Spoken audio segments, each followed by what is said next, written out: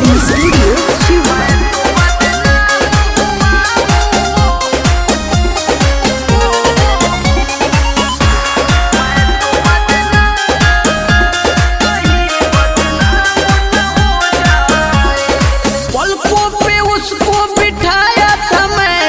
सपना हजारों सजाया था मैं, पलकों पे उसको बिठाया था मैं। सपना हजारों सजाया था मैं, सपना हजारों सजाया था मैं।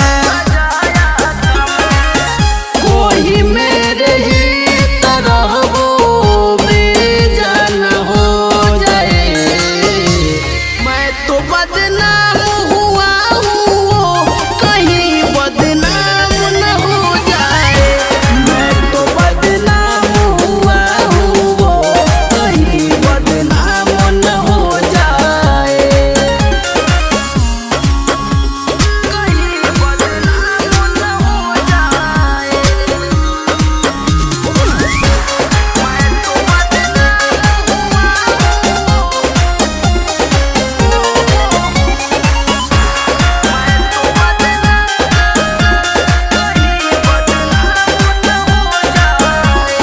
देखे दर्द मुस्काता है अब, इसी तरह उसको हंसाता रहे रब।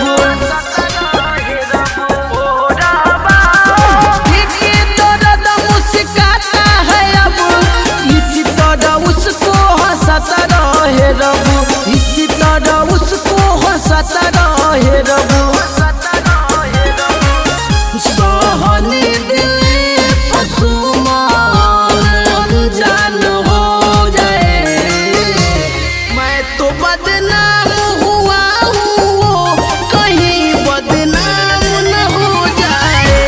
मैं तो बदनाम हुआ हूँ, कहीं बदनाम न हो जाए। Goswami digital recording studio Sheohar.